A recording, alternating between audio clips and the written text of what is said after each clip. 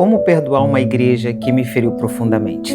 Olá, meu nome é Vanessa Alves, auxilio meu esposo na liderança da Delondes há 25 anos e gostaria de, nessa oportunidade, trazer esse importante tema para você dentro da luz da Bíblia, para que você possa alcançar e ter a paz no seu coração.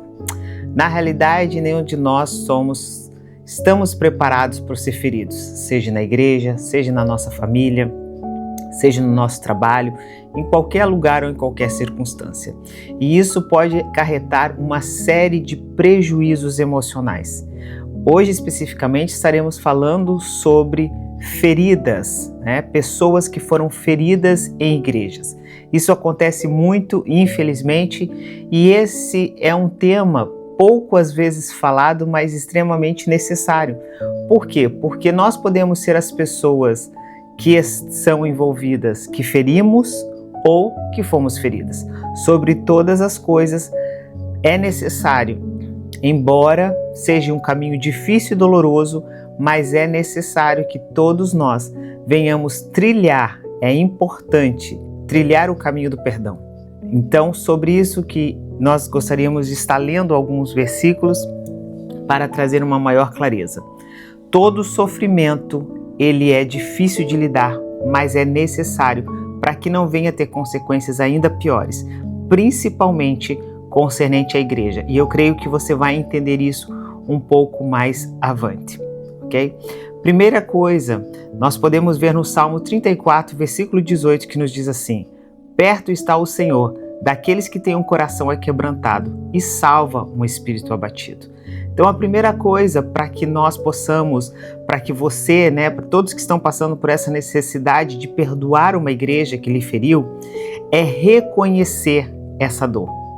Não há problema nenhum em nós passarmos por uma dor, mas é necessário que venhamos nomear e reconhecer isso. Quando nós lemos esse Salmo 34, que fala perto está o Senhor de um coração aquebrantado, não é porque uma pessoa é crente, não é porque uma pessoa é conhecedora da palavra, que ela não vai passar por momentos de dificuldades, que o coração dela em alguma altura não vai se encontrar aquebrantado, não vai encontrar um espírito abatido. O ponto é que dentro desta realidade do questionamento de hoje é como nós lidamos com essa situação.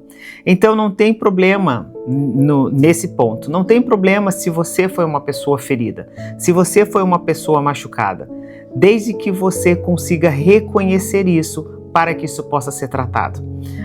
Como eu falei aqui no Salmo, como está aqui no Salmo 34, sentir dor, chorar, isso tudo faz parte, infelizmente. Volto a repetir, às vezes somos feridos no meio dos nossos familiares, às vezes somos feridos no nosso trabalho, nos lugares, e obviamente dentro da igreja é um ambiente difícil de aceitar isso. Por quê? Porque é um lugar que deveria ser de cura, de paz, de aconchego emocional. Mas nem sempre é isso a realidade que se vive. Mas nós precisamos reconhecer isso e entender que Deus, o Senhor, Ele está perto de corações abatidos. Ele está perto daqueles que estão com a sua alma abatida.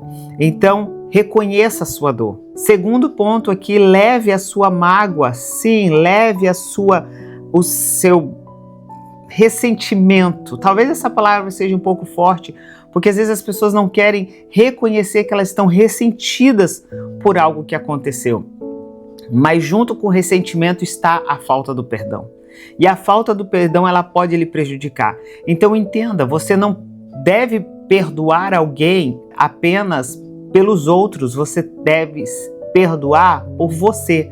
Você merece esse perdão. Então entenda, leve a sua mágoa ao Senhor em oração. Leve ao Senhor com o coração aberto, porque em 1 Pedro 5,7 nos diz assim: lance sobre ele toda a sua ansiedade, porque ele tem cuidado de vocês. Então, seja qual for a situação ou em qualquer ambiente, leve os seus sentimentos ao Senhor. Apresente ao Senhor esse ressentimento. Apresente essa mágoa, essa dificuldade do perdão. É importante você levar isso ao Senhor. É importante você lembrar do que está escrito em 1 Pedro. É importante você entender que o Senhor está perto daqueles, mesmo com o coração abatido, para que também Satanás não venha tirar proveito dessa situação. Eu creio que vocês vão estar entendendo um pouco mais avante, mas sabe qual que é o que eu entendo do nível de importância disso?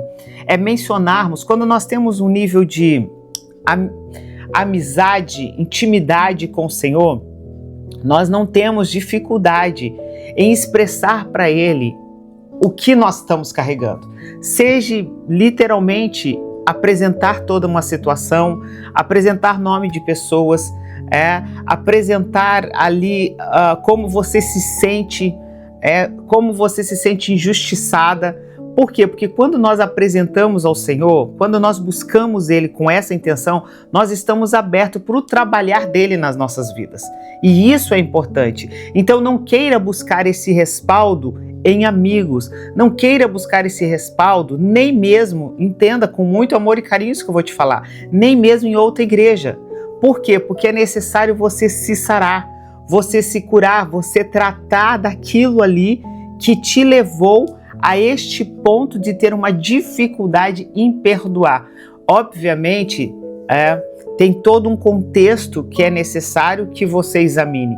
Mas vamos prosseguir aqui e entramos um pouco mais nesse assunto mais no final do vídeo. Você sabe o que eu consigo identificar ao longo dos anos? Que as pessoas têm maiores dificuldades, que é separar Deus de quem nos magoou. Nós temos essa dificuldade de separar. Nós colocamos todo mundo da igreja e Deus tudo no mesmo pacote e nós nos voltamos contra Deus. Então saiba separar isso. Jeremias 17, do 5 ao 7, ele fala assim: maldito é o homem que confia no homem e bendito é o homem que confia no Senhor. Então, se você não conseguir separar, isso, você não vai encontrar a cura no Senhor. Você não vai encontrar o caminho do perdão. Então, entenda que nós não podemos colocar as nossas expectativas, a expectativa que é para ser colocada em Deus, nós não podemos colocar nos homens, porque os homens irão nos decepcionar. Os homens irão, às vezes vai vir alguma palavra que não vai bater bem ao seu coração. Se as pessoas têm dificuldade de receber isso de Deus, muito mais de pessoas.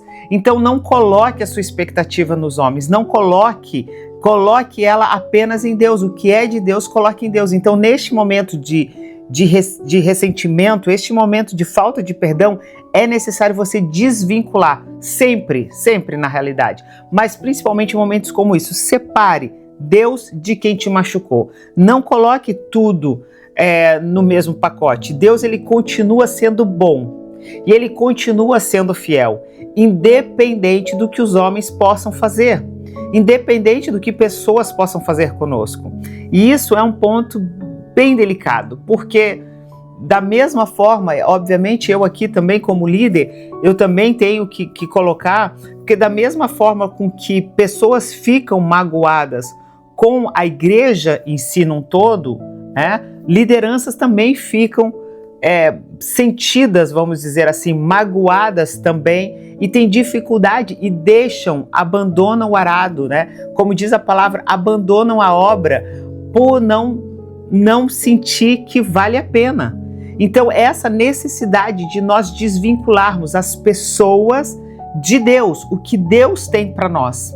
Amém? Colossenses 3, a partir do versículo 13, nos diz assim: suportem uns aos outros, perdoem as queixas que tiverem uns contra os outros. Perdoe como o Senhor lhe perdoou. Então aqui está falando sobre suportar. Está falando sobre deixar perdoar as queixas. Perdoe todos aqueles, assim como o Senhor tem nos perdoado. Quando nós olhamos para o perdão do Senhor, então nós reconhecemos a necessidade de perdoar o outro, porque o Senhor, ele nos perdoa diariamente. E a palavra de Deus fala que ele foi muito, A quem foi muito dado, muito será requerido. Nós alcançamos esse perdão do Senhor. Então é necessário que nós venhamos estar abertos para ser curado pelo Senhor. E entendermos que esse processo não é um processo rápido e não é um processo imediato.